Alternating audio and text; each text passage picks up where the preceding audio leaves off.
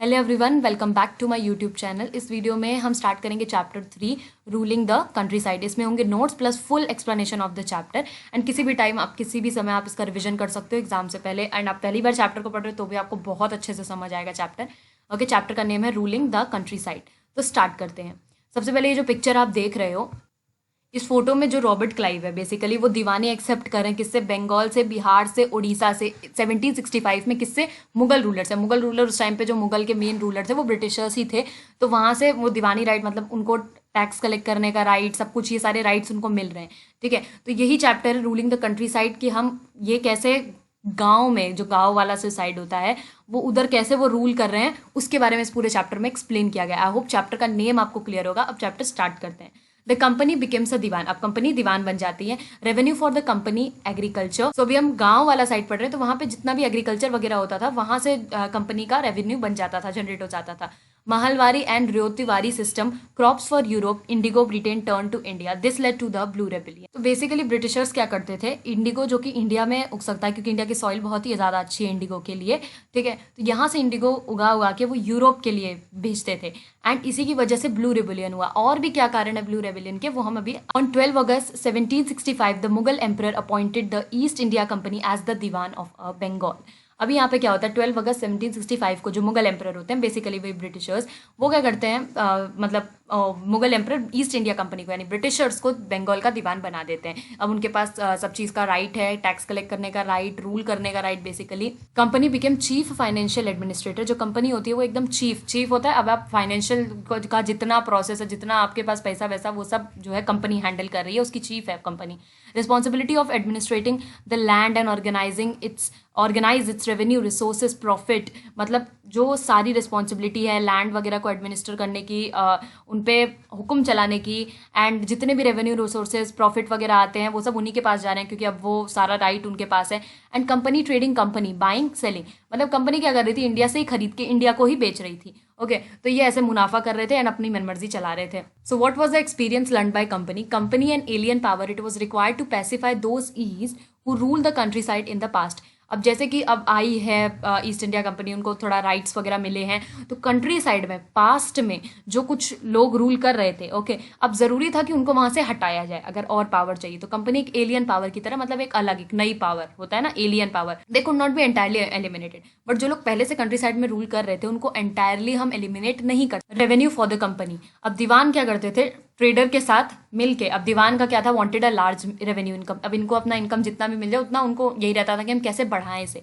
अब जो ट्रेडर थे unwillingly to set up any regular system of assessment and collection. अब ट्रेडर्स तो चाहते नहीं थे कि कोई उनका, मतलब वो चाहते ही नहीं थे कि कोई रेगुलर सिस्टम ऑफ असेसमेंट और ये कलेक्शन रहे, क्योंकि टैक्सेस ज़्यादा लगा रहे थे ईस्ट इंडिया कंपनी वाले। तो इनकी इच्छा ही नहीं थी कि हम जो है ये सेटअप करें अपना कुछ ट्रेड वगैरह यहाँ पे। इसकी वजह से इंडिया पे क्या इम्पैक्ट पड़ता है, now the revenue collected in the Bengal could finance the purchase of a goods for export. अब जो रेवेन्यू बंगाल में कलेक्ट हुआ वो पैसा क्या करता था, वो पैसा हम कहाँ यूज़ कर लेते थे, जो भी गुड्स वगैरह हमें परचेज करना है, एंड फिर उसको एक्सपोर्ट कर देते थे, उस चीज़ को खरीद के एक्सपोर्ट कर दिया। तो इसकी वजह से जो है बंगाल की इकोनॉमी एकदम क्राइसिस में चली गई, क्राइसिस आ गया। अब इससे इम्पैक्ट क्या हुआ, आर्टिशियन, पीजेंट्स, और फेमाइन भी हुआ 1770 का, जिसको कहा जाता है। तो ये आगे देखते हैं। सबसे पहले ये फोटो है, आप देख सकते हो, weekly market in Murshidabad in Bengal. Peasants and artisans from rural areas regularly came to these weekly market haats जिसको कहते हैं, जो वीकली मार्केट्स लगते थे, to sell their goods and buy what they needed. ये सब चीज़ें खरीदने के लिए हट्स वगैरह मार्केट ऑर्गेनाइज होते थे। यहीं पे पीजेंट आर्टिशन अपने गांव वगैरह से, रूरल एरिया से आते थे। Okay, these markets were badly affected during the time of economic crisis. Economic crisis के टाइम पे ये बंगाल, ये मार्केट ही पूरा बहुत ही ज़्यादा अफेक्ट हुआ था। ओके, वरना इनकी कमाई थोड़ी अच्छी हो जाती थी यहाँ से। The need to improve agriculture permanent settlement. अब एक ज़रूरत थी, एक नीड थी कि एक एग्रीकल्चर जो है वो एक परमानेंट सेटलमेंट की तरफ जाए। क्यों? क्योंकि शिफ्टिंग कल्टीवेशन होता था, इधर से उधर लोग जाते थे, जिसकी वजह से कंपनी टैक्स वगैरह नहीं कलेक्ट कर पाती थी, उनको दिक्कत होती थी। इकोनॉमिक रेवेन्यू चाहती थी कि सारा कंपनी वगैरह ही हैंडल करती थी। तो most company official began to feel कि जो इन्वेस्टमेंट है इसको और एंकरेज करना चाहिए। एग्रीकल्चर को अगर हम इंप्रूव करेंगे तो हम वहाँ से थोड़ा ज़्यादा रेवेन्यू कमा सकते हैं। तो permanent settlement was introduce in the 1793। एक परमानेंट सेटलमेंट का सिस्टम लाया गया 1793 में। ये चार्ल्स कॉर्नवालिस हैं, ये बेसिकली गवर्नर जनरल थे बंगाल के जिस टाइम पे ये परमानेंट सेटलमेंट हुआ था, आया था। परमानेंट सेटलमेंट, ये एग्रीमेंट था कंपनी और जमींदार के बीच में, जमींदार यानी राजाज और तालुकदार के बीच में। Zamindars were asked to collect from the peasants and pay revenue to the company. Zamindar को कहा जाता था कि आप लोग पीजेंट से रेवेन्यू कलेक्ट करोगे एंड उसको कंपनी में जमा कर दोगे, कंपनी को पे करोगे। The amount of revenue was fixed permanently, and एक फिक्स कर दिया कि इतना रेवेन्यू तो हमें चाहिए ही, चाहे कैसी भी फसल हो, कुछ भी हो। It ensure a regular flow of revenue to the company. इसकी वजह से क्या हुआ, एक रेगुलर पैसा जो है अच्छा खासा कंपनी के कॉफर्स को जाता था। And at the same time encourage zamindars to invest in improving the land. And same time पे जो जमींदार जो होते थे, जो ये पैसा पहुंचाते थे, उनको भी थोड़ा encouragement मिला, ठीक है, कि हमें भी जो है इसमें इन्वेस्ट करना चाहिए, ये जो लैंड इम्प्रूव कर रही है, क्योंकि उन्होंने पूरा ये सिस्टम एग्रीकल्चर का इम्प्रूव कर दिया था ताकि थोड़ा पैसा आ सके, ठीक है। तो उन्हें जमींदार को लगा कि अब हमें भी इन्वेस्टमेंट का टाइम आ गया है। Amount of revenue was fixed, revenue would not be increase and the zamindar would benefit from increase production from the land. अब रेवेन्यू को इंक्रीज नहीं किया गया, ओके, और जमींदार जो होते थे वो अब जैसे कंपनी ने रेवेन्यू को इंक्रीज नहीं किया, कंपनी तो उतना ही रेवेन्यू मांग रही है, बट लैंड वगैरह सब इंप्रूव हो रही है, तो इससे फायदा क्या होता था, जमींदार को जब लैंड से ज़्यादा प्रोडक्शन होती थी, जमींदार इन्वेस्ट करता था, जमींदार को ज़्यादा फायदा होता था। अब कंपनी को तो उतना ही पैसा जा रहा है, चाहे लैंड से कितना भी प्रॉफिट आए, ओके। अब next the problem is permanent settlement. अब यहाँ पे प्रॉब्लम ही परमानेंट सेटलमेंट आ गई। प्रॉब्लम क्या आई परमानेंट सेटलमेंट, ये थोड़ा इन अलग कर लेना। Revenue fixed was so high that the zamindar found it difficult to pay. Revenue fixed was so high that the zamindars found it difficult to pay. अब हम बात करते हैं कि जो रेवेन्यू फिक्स था वो हाई था कि लो था, ठीक है। तो रेवेन्यू फिक्स इतना ज़्यादा हाई था कि जमींदार को इतनी मुश्किल हो रही थी पे करने में। लेकिन सिचुएशन चेंज होती है, ठीक है, हर किसी का टाइम आता है। तो अब ग्रोथ हुआ मार्केट में, अब एक्सपेंशन भी हुआ, मार्केट में ग्रोथ हुआ, एग्रीकल्चर का एक्सपेंशन हुआ, increase in the income of जमींदार। अब जमींदार थोड़ा अच्छा खासा मोटा पैसा कमाने लगे, but no gains for company, but company को इस चीज़ से कोई फायदा नहीं हुआ। एंड एक और चीज़ साथ ही साथ हुई इसी टाइम पे, numerous zamindar were sold off at auction. जब जमींदार को जो है डिफिकल्टी हो रही थी पे करने में, ठीक है, तो बहुत सारे जमींदार जो है वो 2 कौड़ी के भाव में ऑक्शंस में जो है चले जा रहे थे, बिक जा रहे थे। द जमींदार did not have any interest in improving the land, and जमींदार को अब कोई इंटरेस्ट नहीं रहा कि लैंड को हम इम्प्रूव वगैरह करें। The cultivators found the system extremely oppressive. जो कल्टिवेटर्स है उनको सिस्टम बहुत ही ज़्यादा ऑपरेसिव लगा। तो बेसिकली यहाँ पे पूरा ये स्टैंड, ये बात किस चीज़ का है कि अगर आपकी फसल अच्छी उगती है तो आप ज़मींदार को वो उतना फिक्स्ड अमाउंट ऑफ रेवेन्यू जो भी होता है वो आप दे देते हो, एंड ज़मींदार जो है उसमें से वो कंपनी को दे देता है। अब फसल खराब हुई, ठीक है, आप जो किसान है उसके पास जितना पैसा था उसने वो दे दिया। तो यहाँ पे ये वाली पॉइंट तो क्लियर हो गया कि अब कल्टिवेटर्स जो है उनके पास जितना पैसा था, उनकी फसल खराब हुई तो उन्होंने दे दिया, अब उनके पास कुछ भी बचा नहीं। अब जमींदार गया, उसको उतना ही पैसा मिला, ठीक है, उसने फिर भी क्या किया, अब उसको अपने इनकम से जो है जमींदार को वो देना पड़ेगा, जो भी करना पड़ेगा, क्योंकि कंपनी किससे क्वेश्चन करेगी, सिर्फ जमींदार से। तो यहाँ पे सारी जिम्मेदारी, मतलब अब जमींदार को ही कोई इंटरेस्ट वगैरह नहीं रहा लैंड को इम्प्रूव करने में। ये सब दिक्कतें फिर क्या लीड करती हैं, हाई रेंट हो जाता है, problem due to money lenders, यहाँ पे ई कर लीजिएगा। Right on the land was insecure. अब आपके खुद पे लैंड पे जो आपका राइट है वो भी अब इनसिक्योर हो गया है थोड़ा, कि कब क्या पता कोई लैंड छीन ले टैक्स वगैरह पे करने के लिए। एंड जो मनी लेंडर्स थे उनकी तरफ से भी प्रॉब्लम्स वगैरह आ रही थी, जो पैसा देते हैं, ओके। एंड हाई रेंट वगैरह भी हो गया था, आपने देखा revenue fixed was so high, तो अब और भी ज़्यादा वो हाई कर रहे थे, यही सब चीज़ें चल रही थी। हालांकि जो रेवेन्यू फिक्स्ड किया गया वही उतना अब उनको हाई लग रहा था जब जब कल्टिवेशन ढंग की नहीं हो रही थी, okay. A new system is devised, Mahalwari system. तो अब एक न्यू सिस्टम लाया गया जिसको कहते हैं Mahalwari system. Permanent settlement, need for a change. अब परमानेंट सेटलमेंट को एक चेंज चाहिए, क्योंकि अब कल्टिवेटर्स ही ऑपरेसिव हो रहे हैं, जमींदार भी बेचारे कुछ नहीं कर पा रहे हैं। Company needed more money to meet its expenses of the administration and trade. अब कंपनी को और ज़्यादा पैसा चाहिए था अपना जो भी एडमिनिस्ट्रेशन और वो ट्रेड चला रहे हैं उनको, उनका एक्सपेंस, उनका खर्चा निकालने के लिए। In north western provinces of Bengal presidency. तो नॉर्थ वेस्टर्न में क्या होता है, जो कि प्रोविंसेस ऑफ बंगाल प्रेसिडेंसी हम देखते हैं बंगाल की तरफ। Holt Mackenzie introduce an alternative system known as a mahalwari system. 1822 में ये सिस्टम लाया गया, एंड इन्होंने ये अल्टरनेटिव, परमानेंट सेटलमेंट का अल्टरनेटिव चुना।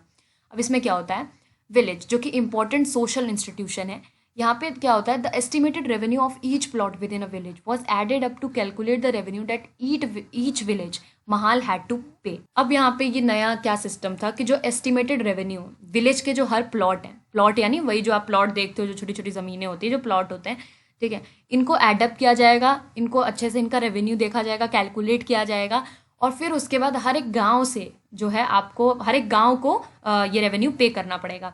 और इस बार कौन कलेक्ट कर रहा था ये सब रेवेन्यू वगैरह? कलेक्टर कलेक्ट कर रहे थे, जमींदार नहीं कलेक्ट कर रहे थे। और ये जो ऊपर नाम बताया जिन्होंने ये नया सिस्टम मालवारी सिस्टम इंट्रोड्यूस किया, इनका नाम बहुत ज़्यादा इंपॉर्टेंट है एग्जाम के लिए, तो आप याद कर लीजिएगा।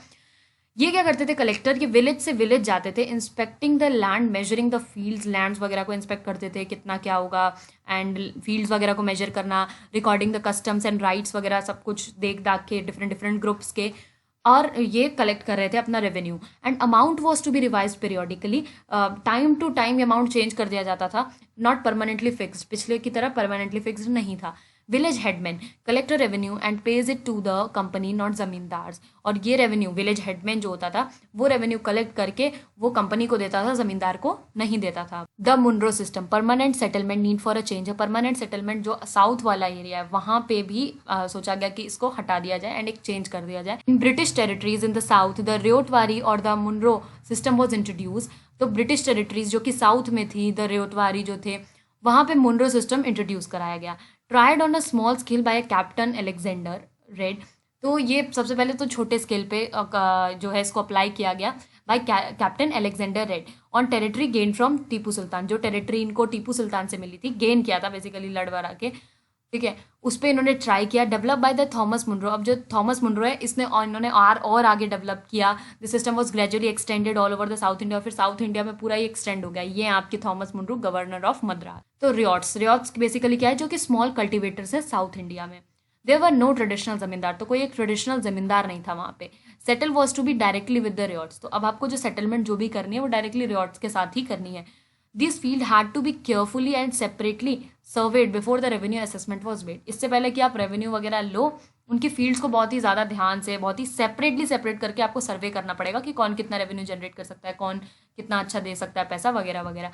Then revenue was collected by the individual, ये सब देख दाख के फिर रेवेन्यू को इंडिविजुअल जैसे कि आपको बताया उनसे कलेक्ट करना शुरू किया।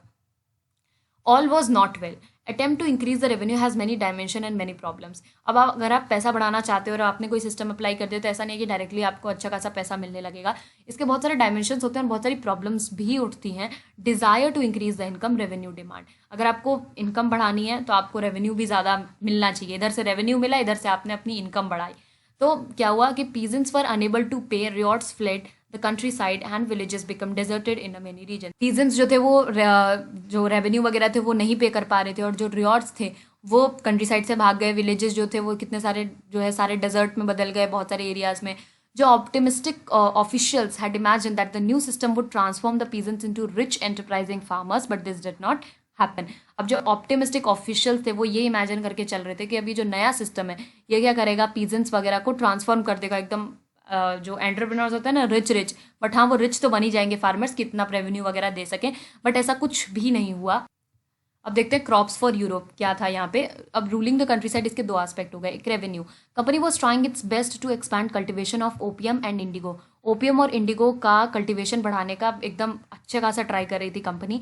ब्रिटिश परसुएडेड और force cultivator in the various parts of India to produce other crops, और ब्रिटिश जो है इस चीज़ में आगे बढ़ी कि हम अब फोर्स करेंगे कल्टिवेटर्स को कि वो जो है इंडिया में जो डिफरेंट पार्ट्स में जो क्रॉप्स उगाई जाती हैं वो एटलीस्ट वो तो उगाएं crops. Country provides the crop that Europe wanted, अब जो कंट्री थी इंडिया वो क्रॉप्स उगाती थी जो कि यूरोप को चाहिए अपनी कंट्री के लिए। इंडस्ट्रीज फॉर यूरोप, तो ये सारी इंडस्ट्रीज थी यूरोप की, ठीक है, और यही सारे क्रॉप्स वो फोर्स कर रहे थे कल्टिवेटर्स को उगाने के लिए डिफरेंट पार्ट्स में जो भी उनके, जैसे जूट बंगाल में एंड टी असम में, शुगर केन यूनाइटेड प्रोविंसेस में यूपी में, वीट पंजाब में, कॉटन महाराष्ट्र में, पंजाब कॉटन जो है वो महाराष्ट्र में एंड पंजाब में, कॉटन बेसिकली दोनों जगह उग जाता है, एंड राइस मद्रास में। ये सारे क्रॉप्स को उगाने के लिए बोला है इंडिया की इंडस्ट्रीज। अब नेक्स्ट टॉपिक पे हम आते हैं, does colour have a history. Weavers of Andhra Pradesh and floral cotton print designed and produce by William Morris, ये ब्रिटेन थे, इन्होंने एक फ्लोरल प्रिंट या कुछ इस तरीके से आप देख सकते हो, ठीक है, और ये वीवर्स जो थे आंध्र प्रदेश के ये वो डिज़ाइन करते थे। इन दोनों में यही चीज़ कॉमन थी कि रिच ब्लू कलर था जो कि किसका रहता है, इंडिगो का रहता है, ये दोनों चीज़ें इसमें कॉमन थी। तो earlier blue colour in the prints was produce from the plant called indigo, ये अभी हमने देखा। Blue colour to clothes during British period indigo produce in India was in a huge demand, अब ये क्लोथ्स भी huge demand में हुए, Indigo भी ह्यूज डिमांड में था। जो ब्लू डाई मॉरिस यूज़ करते थे अपने प्रिंट्स में, is likely to produce in India, वो सारी इंडिया में ही प्रोड्यूस होती थी। तो इंडिया एक बिगेस्ट सप्लायर बन गया इंडिगो का around the world. Okay, why the demand for Indian Indigo, Indian Indigo की डिमांड ही क्यों थी? इंडिया एक ट्रॉपिकल कंट्री है, Indigo plants grow primarily in the tropics, Indian के जो प्लांट्स होते हैं वो प्राइमरीली इंडिगो के जो प्लांट्स होते हैं वो ट्रॉपिक एरिया में ही ग्रो करते हैं। Since past Indigo produced in India was use all over the world, जो इंडिगो इंडिया में प्रोड्यूस होता था वही ऑल ओवर वर्ल्ड एक्सपोर्ट होता था और उसी को सब यूज़ करते थे। इंडिगो यूज डिमांड में था एंड उसका यूज यानी यहाँ पे हाई कर लीजिएगा, हाई प्राइस भी था। Woad availability in the Europe, fear of woad producer, competition from the indigo. अब वोड क्या था, इसकी भी अवेबिलिटी यूरोप में थी एंड इसका जितना प्रोडक्शन होता था वो यूरोप में होता था एंड अब इसका कंपटीशन वो लोग इंडिगो के साथ समझने लगे थे। क्यों? क्योंकि जो वोड था वो भी ब्लू कलर प्रोड्यूस करता था, लेकिन उसका जो ब्लू कलर था बहुत पेल था, ठीक है, इतना सुंदर नहीं था जितना इंडिगो सुंदर ब्लू कलर प्रोड्यूस कर देता था। ओके, अभी आप बताना आपको इस वाले ब्लू कलर में इस वाले ब्लू कलर में कितना अंतर दिख रहा होगा, ठीक है, तो ये वाला ज़्यादा सुंदर दिख रहा है, तो वैसे ही वहाँ पे था, ठीक है। वाई नॉट द वोड, पेल और डल था, एकदम डल डाई थी। European cloth producers persuaded their government to relax the ban on indigo import. European cloth producers ये चाहते थे कि जो उनकी गवर्नमेंट है वो इंडिगो इम्पोर्ट यानी जो उनके कंट्री में इंडिगो आ रहा है उसका जो मतलब बैन है वो हटा दे ताकि वो भी यूज़ कर पाए, क्योंकि वो कलर इतना ज़्यादा सुंदर था। By the demand for Indian Indigo, rise in the Indigo plantation in the various parts of the world. Indigo का प्लांटेशन ऑब्वियसली बात है, इंडिगो की डिमांड डिफरेंट जो वर्ल्ड के पार्ट्स थे वहाँ पे पड़ी। एंड ऑफ 18th सेंचुरी में क्या होता है, demand for Indigo, Indian Indigo, वो बहुत ही ज़्यादा हाई गई। जो इंडस्ट्री थी ब्रिटेन में जो ये इंडिगो वगैरह इम्पोर्ट एक्सपोर्ट करती थी इंडिया से, इनकी भी डिमांड ज़्यादा जाएगी। जो कॉटन का प्रोडक्शन है वो भी ज़्यादा होने लगा। तो इन सब कारणों की वजह से कॉटन का प्रोडक्शन भी बढ़ेगा, क्योंकि आप कपड़े पर डाई करोगे, तो क्लोथ की डाई का भी डिमांड बहुत ही ज़्यादा बढ़ गया, और वो भी Indian. Existing supplies from the West Indies and America collapsed. अब जो एग्जिस्टिंग सप्लाई थी जो कि वेस्ट इंडीज़ अमेरिका वो सारी कोलैप्स कर, तो जो ब्रिटिशर्स थे वो वेस्ट इंडीज़ और अमेरिका से अपनी इंडिगो की सप्लाईज वगैरह लेते थे, जो भी उनकी सप्लाईज थी। लेकिन अब क्या होता है कि वहाँ पे जो भी उनकी एग्जिस्टिंग सप्लाईज है वो बची कुची वो सारी कोलैप्स कर जाती है। और तो फिर क्या होता है 1783 और 1789 के टाइम पे जो इंडिगो का प्रोडक्शन होता है वर्ल्ड में वो एकदम आधा हो गया, क्योंकि एक तो इंडिया प्रोड्यूस कर रही है, एक वेस्ट इंडीज़ अमेरिका प्रोड्यूस कर रही है। अब दो कंट्रीज़ का जो आप देखो कि इंडिगो जो है वो कोलैप्स्ड कर गया, तो जो प्रोडक्शन है वो भी हाफ हो गया। अब क्लोथ डायर्स जो होते हैं ब्रिटेन में, अब वो ये नए नए सोर्सेज ढूंढना चालू कर, ब्रिटेन टर्न्स टू इंडिया। अब यहाँ पे क्या होता है, जो कंपनी होती है वो इंडिया की तरफ देखती है, look for a ways to expand the area under go indigo cultivation. अब वो सोचते हैं कि हम यहाँ पे रूल कर रहे हैं तो अब हमें कुछ इंडिगो कल्टिवेशन के लिए करना चाहिए, हम उसका एरिया बढ़ाने का वो लोग सोचते हैं, और इंडिगो ट्रेड बढ़ाते हैं, उसमें इन्वेस्टमेंट करते हैं। Attached the prospect of high profits numerous Scotsman and Englishman came to India and became planters. और इसकी वजह से क्या हुआ, जब वो इन्वेस्टमेंट वगैरह होने लगी तो बहुत सारे जो इंग्लिशमैन है, स्कॉट्समैन है, ठीक है, वो इंडिया आने लगे और प्लांटर्स बनने लगे, ठीक है, कि हाँ भाई थोड़ा हाई प्रॉफिट वगैरह ये सब चीज़ें मिलेंगी।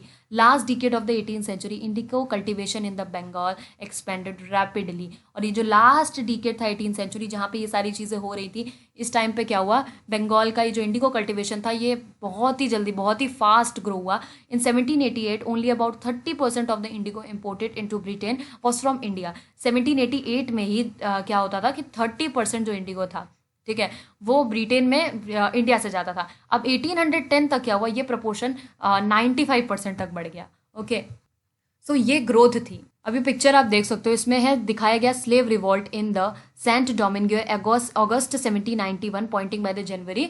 ये कुछ आप जिसको जैसा भी प्रोनाउंस करना चाहो, जिन स्लेव्स को अफ्रीका और इन सब जगहों से पकड़ पकड़ के लाया जाता था ताकि इंडिगो की कल्टिवेशन कर सकें, हम ये एक्सपैंड करेंगे, ब्रिटिशर्स का ये था। तो इसकी वजह से स्लेव ने रिवॉल्ट कर दिया। अब जैसे वो देख रहे हैं स्लेव जो ऑलरेडी काम कर रहे हैं कि वो और लोगों को पकड़ पकड़ के ला रहे हैं, ठीक है, तो उनके खिलाफ ही इन्होंने रिवॉल्ट कर दिया, ठीक है, उन्हीं से लड़ने लगे and all that. How was indigo cultivate? There were two main systems of the indigo cultivation, ryoti and nij. तो इंडिगो कैसे कल्टिवेट किया जाता था, दो मेन सिस्टम थे इसके, र्योति और निच। र्योति क्या थे, the planters produce indigo in the lands that he directly controlled. जो प्लांटर्स इंडिगो प्रोड्यूस करते थे लैंड में, ठीक है, ryoti the planter produced indigo in the land that he directly controlled. अब र्योति क्या थे, जो लैंड उन्होंने या तो परचेज की होती थी या तो रेंटेड होती थी, उस लैंड पे प्लांटर्स अपना इंडिगो वगैरह ग्रो करते थे, लेकिन वो र्योति की लैंड होती थी, तो वैसे बात है उसका पैसा वगैरह वो सब उस तरीके से ही डिवाइड होता था। Production through the directly employed hired labours, जो कि आपने लेबर्स हायर्ड किए वही प्रोडक्शन करते थे डायरेक्टली। अब निज क्या होते थे, ये कॉन्ट्रैक्ट हो जाता था, इसमें कॉन्ट्रैक्ट आ जाता है, contract based system of indigo cultivated planters force ryots to work under an agreement. तो निज कॉन्ट्रैक्ट बेस्ड सिस्टम था, तो जो इंडिगो कल्टिवेटेड प्लांटर्स होते थे वो रियॉर्ड्स को फोर्स करते थे। रियॉर्ड्स मतलब फार्मर्स को फोर्स करते थे कि इस एग्रीमेंट के अंडर आपको काम करना ही पड़ेगा, आप छोड़ के नहीं जा सकते हो कहीं भी, ठीक है। तो लैंड जो होते थे उस पर पीजेंट काम करते थे, लैंड से जितना भी रेवेन्यू वगैरह जनरेट होता था, जो भी पैसा वगैरह, वो प्लांटर्स के उसमें जाता था।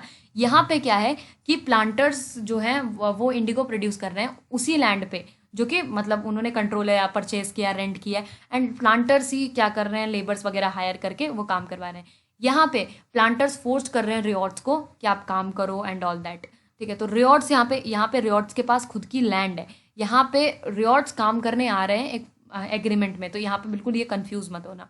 द प्रॉब्लम विथ निच कल्टिवेशन के साथ प्रॉब्लम क्या हो गई, लैक ऑफ फर्टाइल लैंड, जो फर्टाइल लैंड्स वगैरह हैं इनकी कमी हो गई, क्योंकि इंडिगो को कल्टिवेट करने के लिए बहुत ही फर्टाइल लैंड चाहिए। ऑलरेडी डेंस पॉपुलेटेड एरिया है वो, बहुत सारे लोग वगैरह वहाँ पे रह रहे हैं, and conflicts and tension acquisition of the land वगैरह पे कब्जा वगैरह भी होने लगा, तो उसकी वजह से कॉन्फ्लिक्ट और टेंशन वगैरह। वर्कर का मोबिलाइजेशन ईजी नहीं था। क्यों ईजी नहीं था, क्योंकि requirement to labour to operate, planters को क्या चाहिए, लेबर चाहिए कि वो काम कर सकें उनकी लैंड पे, और ये रिक्वायरमेंट तभी आती थी जब पीजेंट्स अपने राइस कल्टिवेशन के साथ बिजी होते थे। तो अब ऐसा तो है नहीं कि मोबिलाइजेशन वर्कर जो है, पीजेंट्स जो है वो वहाँ से मतलब लेबर जो भी कह लो आप, वो वहाँ से काम छोड़ के यहाँ पे काम करें, ओके। तो ये प्रॉब्लम निच कल्टिवेशन के साथ थी। शॉर्टेज ऑफ प्लोज एंड बुलॉक्स, इन सब का भी शॉर्टेज होने लगा। Investment and purchase was a big problem. Investment करना, परचेज करना, सोल्ड करना, वो भी बहुत बड़ी मुश्किल हो गई थी उस टाइम पे।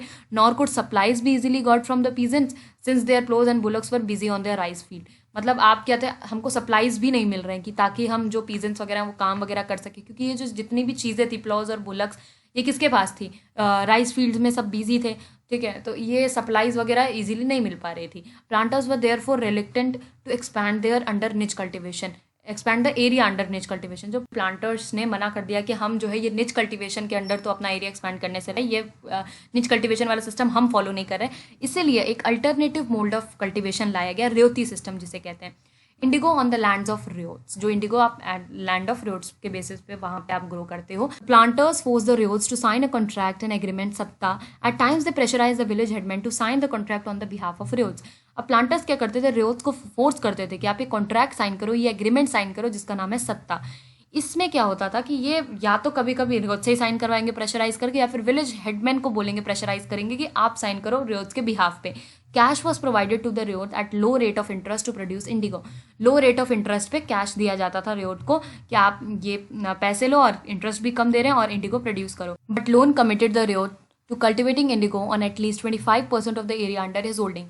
बट ये जो लोन ये जो था, ये किस बेसिस पे कमिटेड था कि आपके पास जितना भी, उस प्लांटर के पास जितना भी उसका होल्डिंग है, लैंड है, उसके 25% एरिया पे तो आपको इंडिगो कल्टीवेट करना ही होगा। अब प्लांटर्स होते थे एंड कल्टीवेटर्स होते थे। जो प्लांटर्स होते थे सीड और ड्रिल वगैरह बेसिकली यूज़ करते थे, एंड कल्टीवेटर्स जो होते हैं वो फार्मिंग और हार्वेस्टिंग करते हैं। तो आप ये दो फोटोज भी देख सकते हो जहाँ पे वर्कर्स हार्वेस्ट कर रहे हैं इंडिगो को in the early 19th century Bengal में, from Colesworthy Grant rural life in the Bengal, जो गाँव वाला साइड है वहाँ पे 1860 की टाइम की ये फोटो है। The indigo plant being brought from the fields to the factory, और ऐसे इंडिगो प्लांट्स को फैक्ट्री तक ले जाया जाता था। Indigo on the land of ryots, जो रियोट्स के लैंड पे उगाई गई indigo. Problem in the ryoti cultivation, इस कल्टिवेशन में भी प्रॉब्लम आ गई। Cycle of loans prove to be detrimental for the peasants. ये जो लोन वाली जो साइकिल का था, ये पीजेंट्स के लिए बहुत ही ज़्यादा मुश्किल साबित हुआ। Peasants who were initially tempted by the loans soon realised how harsh the system. जो पीजेंट्स ये लोन्स से बहुत पहले तो बहुत ही टेम्पटिंग उनको ये चीज़ें लगी कि बहुत ही अच्छी हैं, ठीक है, धीरे धीरे उनको रियलाइज़ हुआ कि सिस्टम बहुत ही ज़्यादा उन पे हार्श है। The price they got for the Indigo they produce was very low. जितना प्राइस उनको मिलता था इंडिगो के लिए वो बहुत ही ज़्यादा कम है। बेसिकली जितना इंडिगो वो उगाते थे, ठीक है, उसके बेसिस पे उनको जो प्राइस मिल रहा है वो बहुत कम है। The cycles of the loan never ended, और इस वजह से जो लोन्स की साइकिल थी वो तो कभी खत्म ही नहीं हो रही थी।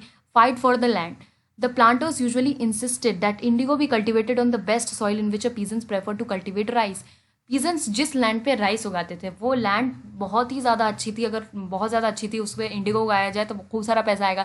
तो प्लांटर्स इसी चीज़ पे फाइट करते थे, इंसिस्ट करते थे कि हमें इस लैंड पे इंडिगो उगानी चाहिए राइस की जगह and all that. Indigo moreover had a deep roots and it exhausted the soil rapidly.